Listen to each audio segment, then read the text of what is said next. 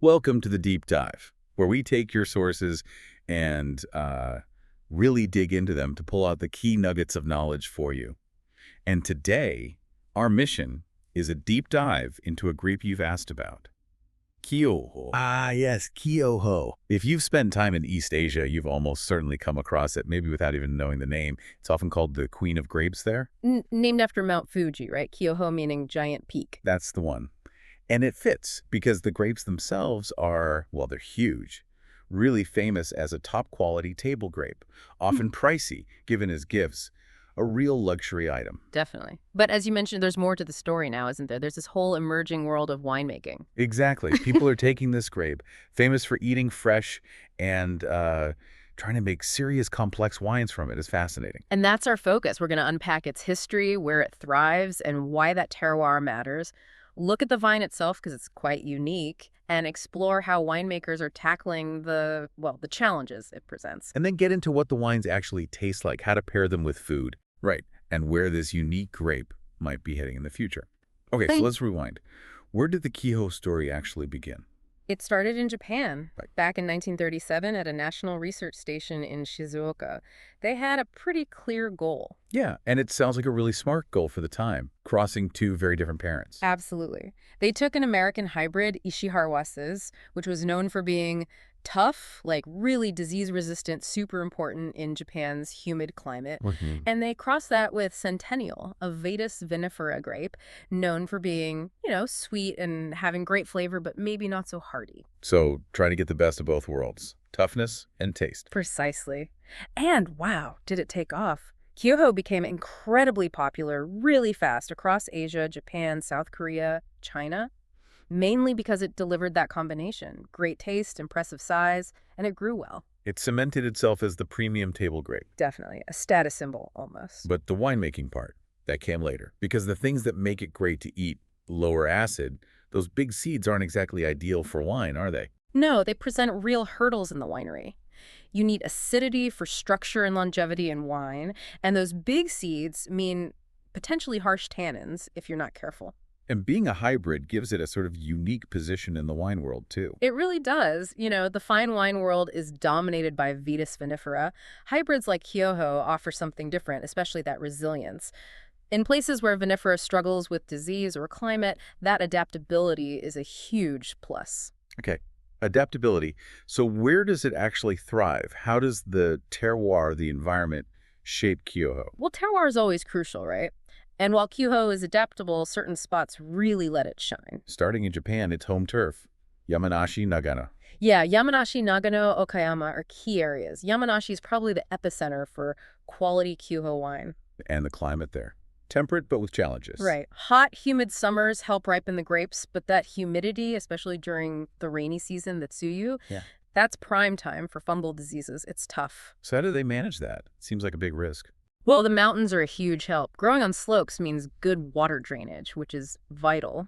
But maybe more importantly, you get better air circulation up there, breezes that help dry things out. Ventilation. Less chance for rot. Exactly. Plus, that swing between warm daytime temperatures and cool nights, the diurnal range, you get that more in the mountains. And that's fantastic for developing complex aromas and locking in color. And the soils. What works best? They vary a bit. Alluvial, volcanic, clay. The common factor, though, is good drainage. Kyoho really doesn't like having wet feet. Okay, Japan is the birthplace. But China. Yeah. That's where it reached incredible scale, you said. Oh, absolutely. In terms of sheer volume, China is the giant for Kyoho. It's actually the most planted grape variety in the country, period. Feeds a massive table grape market and a growing wine scene. Well, most planted overall. Where mainly? Big regions are places like Shandong, Hebei, Shaanxi. But what's really amazing is how well it adapts across China. From the cooler north down to the hot, humid south. Different soils, too. Limestone, clay, sandy soils, loicus. It seems to find a way. Shandong often gets mentioned for quality, right? Yeah, the coastal influence there, plus well-drained sites, seems to suit it particularly well for wine. Cool. And you have to remember, in China, Kyoho is more than just a crop. It's economically important, supports rural communities, tourism.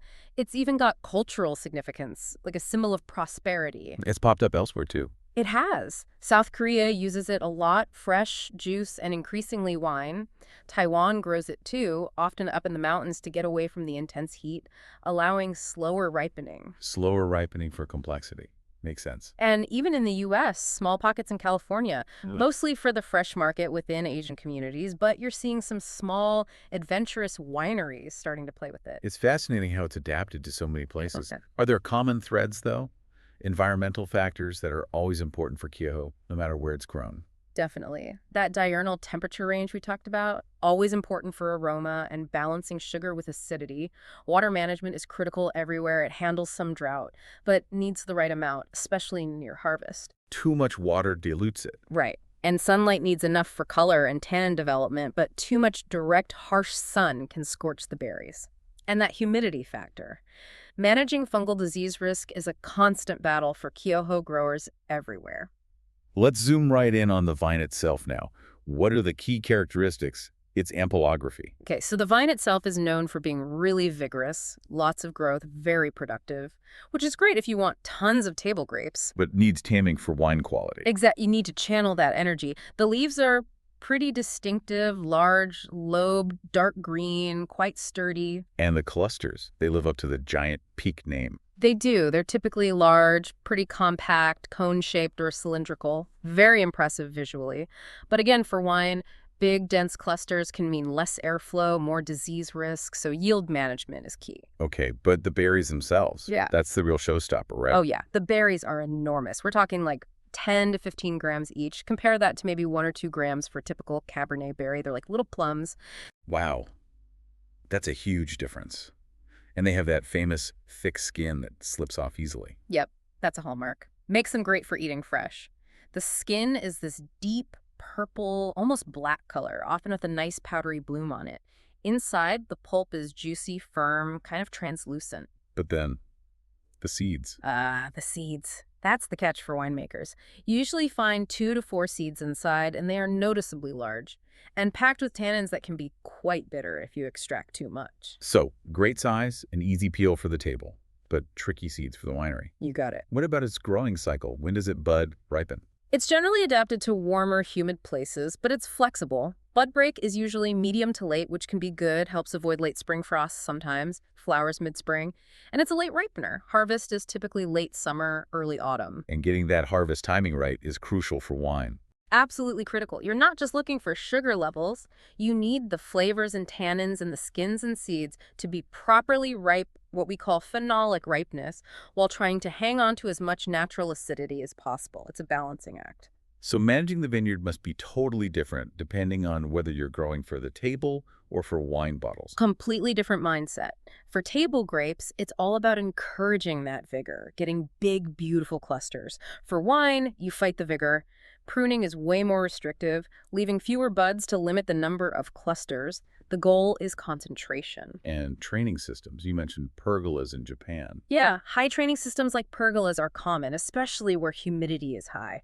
Lifting the canopy gets more air moving through, helps dry things out, reduces disease, and yield control is absolutely non-negotiable for wine. Growers will do things like cluster thinning, literally cutting off bunches of grapes early in the season to force the vine to put all its resources into ripening fewer, higher quality grapes. Leaf removal, too. Carefully taking off leaves around the clusters improves sun exposure and airflow.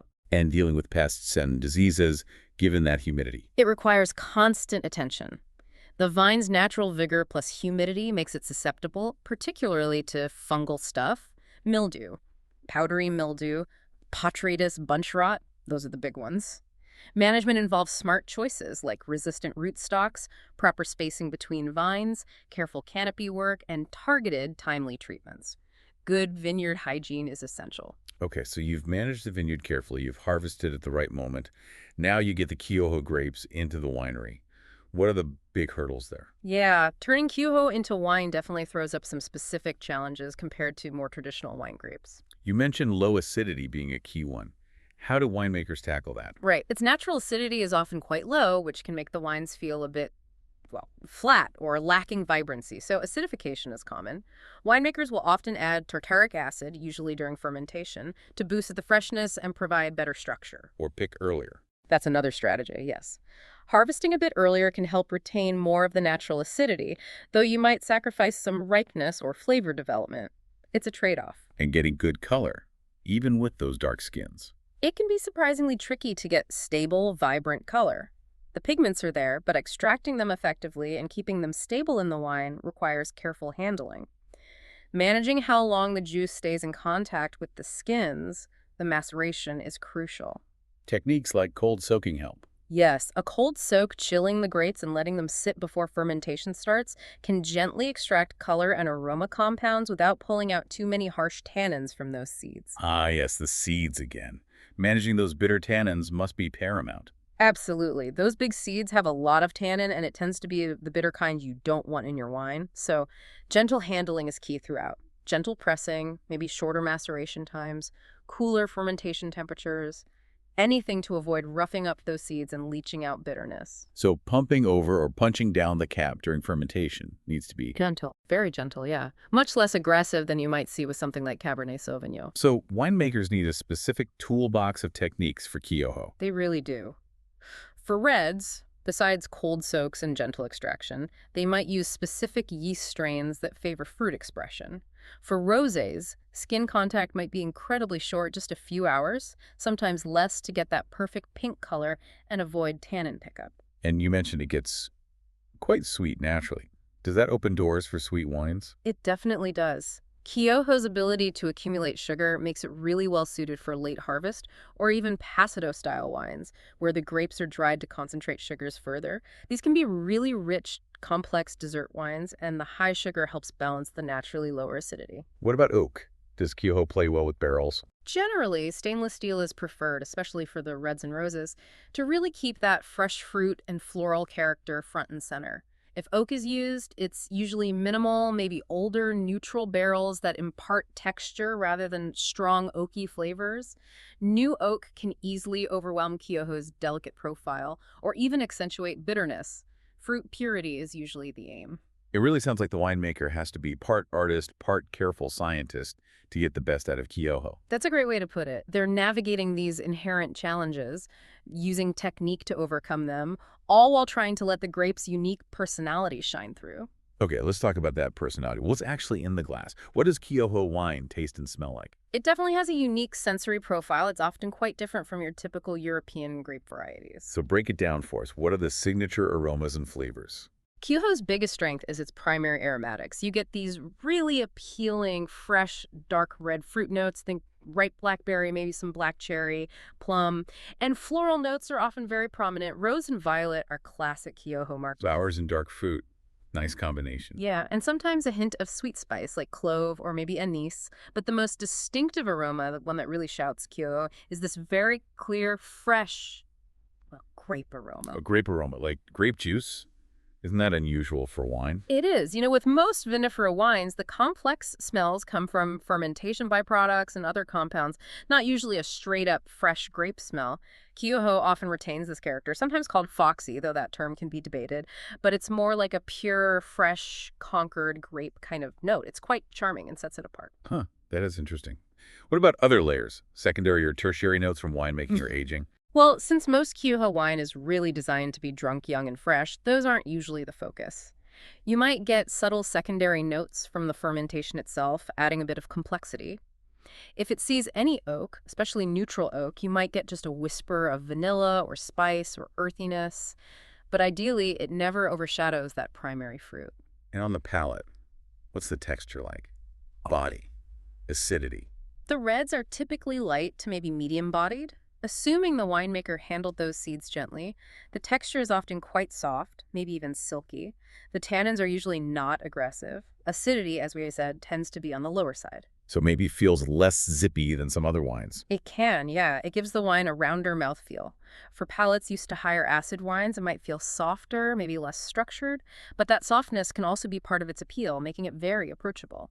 And I guess where it's grown and how it's made can tweak that profile quite a bit. Oh, definitely. Terroir with a good diurnal shift really amps up the aromatic intensity. Lower yields in the vineyard mean more concentrated flavors in the glass, and that decision in the winery about whether and how much to acidify can make a huge difference to the perceived freshness and vibrancy. Okay, so if someone gets a bottle, any quick tips for tasting it best? Yes. Temperature is key. Serve the light reds slightly chilled, maybe 14 to 16 degrees Celsius. That's about 57 to 61 Fahrenheit. It really helps lift the fruit. And rosés even cooler. Yep, rosés are best colder, say 8 to 10 Celsius or 46 to 50 Fahrenheit. Keeps them crisp and refreshing. And generally, you don't need to decant these wines. They're all about youthful enjoyment. A standard wine glass for medium reds or a white rose glass is perfect. Helps concentrate those lovely aromas. All right, the wine is chilled in the right glass. Yeah. Now, what food do we pair with it? You mentioned it's versatile, especially with Asian food. Absolutely. This is where Kyoho can be a real star. Its flavor profile just clicks with so many Asian dishes. Makes sense given its origins. How about Japanese food? A natural fit. Think sushi and sashimi. A light Kyoho red, or even better, a rosé is fantastic. The acidity, while gentle, is enough to cleanse the palate, and the fruit notes just echo the freshness of the fish without stomping all over it. That subtle red berry note with salmon. Lovely. I can see that. What about richer things? Like yakitori or tempura, Kyoho's lightness works really well. The acidity cuts through the oiliness of tempura or the richness of grilled chicken with tear sauce. The fruit complements those savory, sweet flavors. And hot pots. Sukiyaki, shabu-shabu. The slight sweetness some Kyoho wines have can harmonize beautifully with those sweet, savory broths, while the acidity balances the richness of the meats. Okay, moving across the water. Chinese cuisine. Oh, Peking duck is a classic pairing often mentioned. The wine's acidity helps cut through the richness of that crispy duck skin, and the fruit notes really complement the smoky, slightly sweet flavors of the duck in the sauce. What about something like sweet and sour pork? Works surprisingly well. Kyoho's fruitiness and often that touch of sweetness can balance the sweet and sour elements of the sauce, while its freshness keeps the dish from feeling too heavy. And dim sum, especially a Kyoho rosé. It's great with all the variety, particularly good with slightly richer fillings like pork buns or fried prawn dumplings. Cuts the richness, refreshes the palate. It really sounds like those softer tannins and bright fruit are key. How does it handle the complexities of Korean food? Really well, actually. With bulgogi, that marinated grilled beef, a light red or a more substantial rosé is great. The fruit complements the sweet marinade, and the acidity balances the meat's richness. Or take bibimbap, that mix of rice, veggies, meat, egg, spicy sauce. A Kyoho rosé is brilliant. Its acidity cuts the richness of the egg, the fruit floral notes play with the vegetables, and any slight sweetness can cool the heat from the gochujang paste. It handles all those layers. So it's not just limited to Asian food then? Not at all. Its adaptability is impressive. Think Mediterranean, its lightness and acidity would be great with a Greek salad, some herb-roasted chicken, or even a simple tomato pasta. It's lovely with white meats, generally chicken, pork, especially if there's a fruity or herbal element in the preparation, and cheese. Its fruitiness and sometimes slight sweetness pair nicely with soft or semi-hard cheeses, balancing their richness. Think young comté or maybe a creamy goat cheese. Let's zoom out again. What's the market situation for Kyoho, and what does the future look like for Kyoho wine? Well, it's really a story of two different markets. The table grape market, especially in Asia, is enormous and very established. Kyoho is seen as a premium, high-value product there. Demand is high, prices can be high. But the wine market is the newer, smaller piece. Exactly. It's growing, mainly in Japan and China, but it's still much smaller. The big challenge, as we touched on, is changing perceptions. People know Kyoho as this amazing table grape, so thinking of it as a source of serious wine requires a bit of a mental shift. Are there key producers leading the charge? Oh, yes. You have pioneers in Japan like Suntory and Grace Wine who have been working with Kyoho for a while. And now a growing number of wineries in China are really exploring its potential, making everything from those easy drinking reds and rosés to quite complex sweet wines. The focus seems to be on expressing what makes Kyoho unique, not imitating something else. What stops Kyoho wine from becoming better known internationally? What are the roadblocks? There are a few things. One is simply the fact that it's a hybrid. Some traditional wine markets are still very focused on Vitis vinifera and can be a bit skeptical of hybrids. Okay. Another is its sensory profile. That lower acidity, softer structure, that unique grapey note. It might not immediately click with consumers used to bolder, more tannic or higher acid wines. And just availability, I suppose. That's a big one too. Production levels for wine are still relatively limited compared to major international varieties, and distribution outside Asia isn't widespread. Many wine drinkers just haven't had the chance to try it. So education and exposure are key. Absolutely vital. Telling the story, explaining the characteristics, highlighting its food pairing potential, especially with the global boom in Asian food, that's how you build interest. But you sound optimistic about its future prospects. I am, actually. Several trends are working in its favor. There's a growing global appetite for diversity in wine, for trying things from new places and new grapes. People are more adventurous. Exactly. And that link to East Asian cuisine provides a natural in. Plus, the general trend towards lighter, fruitier, easier drinking wines fits Kyoho's typical style quite well. And don't underestimate wine tourism potential in places like Yamanashi or Shandong. Of course, continued work is needed. Research into optimizing how it's grown specifically for wine, refining winemaking techniques, maybe even exploring aging potential for certain styles. So its future really depends on those dedicated producers pushing boundaries and consumers being curious enough to try something different. And continued innovation, definitely, in the vineyard and the winery. So wrapping things up, we've done a pretty deep dive into Kyoho today, from its really clever origins as a table grape superstar in Japan. To its current evolving identity as a genuinely interesting and promising wine grape. We've seen how terroir, from those humid Japanese mountains to the vast plains of China, leaves its mark. And how winemakers are using creativity and skill to navigate its unique characteristics, that low acid, those big seeds, to produce some really lovely wines. And we've talked about that distinct flavor profile, offering those fun pairing opportunities, especially, as you say, with Asian cuisines. Kyoho's story is a great reminder, isn't it? That the wine world isn't static. It's always expanding, embracing new varieties, new regions, sometimes challenging our expectations. It really is. And that leaves us with a final thought, something for you, our listeners, to maybe mull over. As global palates continue to seek diversity, and as climate change puts pressure on traditional wine regions, could hybrid grapes like Kyoho grapes that offer resilience and unique regional flavors play a much bigger part in the future of wine? Could they bring exciting new voices to the global wine conversation?